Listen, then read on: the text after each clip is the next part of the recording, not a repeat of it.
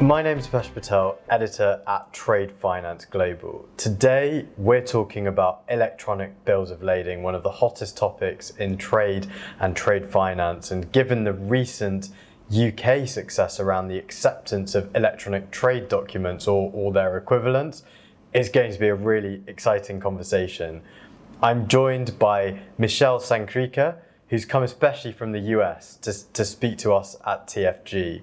And we're going to be focusing on three themes related to Sycro, their company's electronic bill of lading solution, starting with the evolution and legal validity, talking about blockchain and collateral, and also compliance and risk management.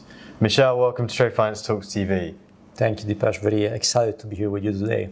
Likewise. So, quick introduction. Who are you, where are you from, and what do you do? Yes, so Michele Sankrika, co-founder and CEO of Sycro, the new generation natively legal e-bill of lading solution that has been built around the Electronic Transaction Act of Singapore and the UK Electronic Trade Documents Act.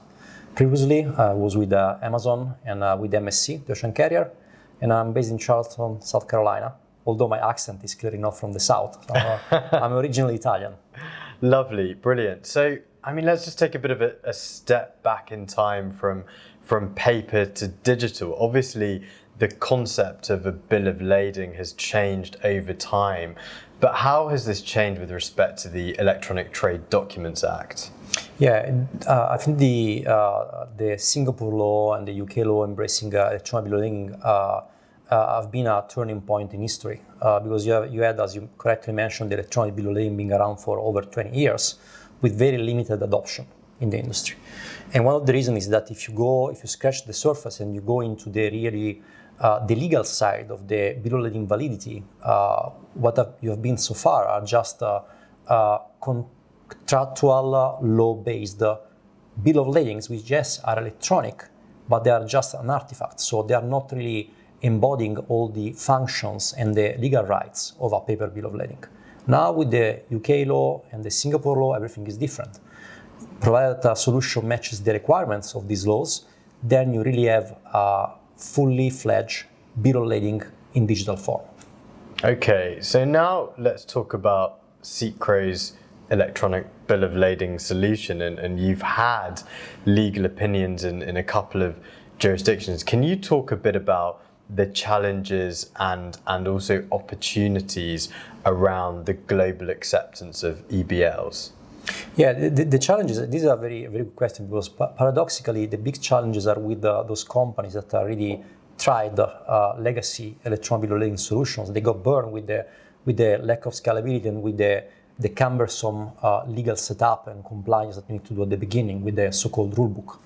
So what we built is a solution that basically gets rid of a complex rulebook. We have a very simple legal agreement because the legal validity is not supported by a private agreement, it's supported by the compliance with the law. So you are in the space of an electronic document that is legal natively. Statutory law legality is not private contractual law legality. It's a totally different concept. And yes, we got many legal opinions. We got the approval from the International Group of Protection Indemnities, but also some very well-known corporates and ship owners that are and banks that are looking into Sycro as a viable solution for their needs. Thank you very much. So let's talk about blockchain, which I don't actually get to talk about as much as I do because often you find its reputation somewhat tarnished. I think I want to actually talk more about a Ricardian contract and the concept of the Ricardian contract.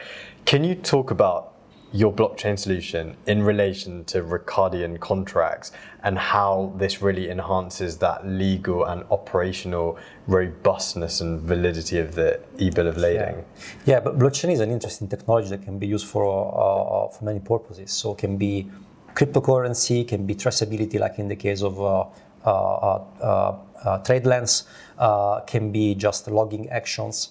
And then there is another way, which is using blockchain for a more sophisticated purpose, namely the tokenization of assets. So what we did with Sycro is that the bill of lading is actually a a Ricardian contract on Secure. So the user-facing end is a human-readable document that has all the characteristics of a digitally signed PDF with all the workflows and automation. But then in the backend, you have a machine-readable component which is created on a blockchain, on a private ledger. And there is a very specific legal reason why we are doing this, because this non-fungible token, under many jurisdictions of several countries, is a security. And being a security can be used to collateralize against a loan, for instance, against a trade finance instrument. So it can be used by bank for purposes that are not just keeping track of something. Can be taken off of the balance sheet, for instance. Yeah. Well, I guess that comes on to my next question, because, I think we know banks have been reticent to use EBLs as collateral documents of title. Is that because of the fact that current solutions don't have that non-fungible token, therefore they can't be securitized or used as collateral for an EBL? This is one of the reasons. We believe that is, after speaking with many banks, is one of the main reasons. So the real usefulness to banks of the electronic bill of lading is very limited unless you unlock this function, which is very important for banks, especially those that are operating under the Basel III framework, and they need to reduce their financial risk. And to do this, they need to have tight control and demonstrate in a very clean-cut manner the possession of the document. And there is no better way to do this than with a non-fungible token. Yeah. So can Secro's collateralized EBL be used as security? Yeah, this is one of the main features that we are proposing to banks, and we have some of the major banks in trade finance that are actively looking into Secro, if not coming on board very soon. So we're very excited about that. I'm going to keep challenging you, if you don't mind, because I want to go into a bit more detail on the compliance and the RWA considerations, because that's a really important piece that I don't think is being talked about enough in relation to the Electronic Trade Documents Act. So how does Secro's solution align with the Bar 3 requirements, particularly with regards to reducing that financial risk exposure that you talked about earlier? Yeah, so if you look at Secro as a Ricardian contract, as a non-fungible token, is actually an item that can be taken off of the balance sheet of the bank. And this basically allows the bank to, in our thesis, to reduce the credit exposure for that specific loan that is issued by the bank to finance a transaction. So you can see the bill of lading in this case as a shipping guarantee, even if it's not a paper shipping guarantee, because of the legal recognition of the digital non-fungible token as a guarantee. Yeah. And this should be treated as a low to medium risk shipping guarantee by the banks. Okay, very, very interesting. So I guess future-looking, forward-looking view, what are your plans to continue simplifying that onboarding journey, the user experience for the parties, the banks you work for global trade? So now our plan is to, clearly we did already, I think, a good job in terms of reducing the onboarding friction. Now the idea is to provide our solution to banks and allow them to basically receive electronic bill of lading into their Secro infrastructure and give this to their clients as a solution to reduce also the risk of clients, because it's not only about the banks.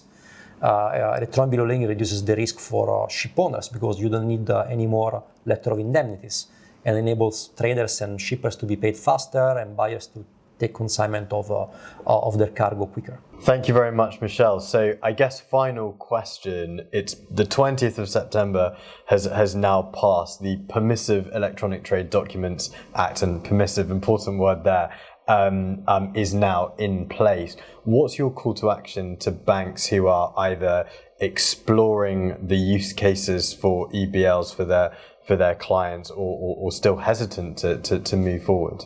Yeah, banks are very hesitant to embrace new solutions, but at the same time they are accepting every day a lot of risk with paper documents. Think about what happened to UniCredit and Euronav. They lost 25 million in a single claim because of paper bill of lading. So my call to action is be pragmatic, look at new technologies that are now proven, that are solidly legally backed up, and embrace electronic bill of lading, because there is going to be a tipping point where this is going to be the standard in the industry. Think about SWIFT, think about electronic signature. Today is a standard, and electronic bill of lading is going to be the standard for trade documents very soon. Brilliant. Michel, thank you very much for coming over to London and speaking to us on Trade Finance Talks TV. My absolute pleasure.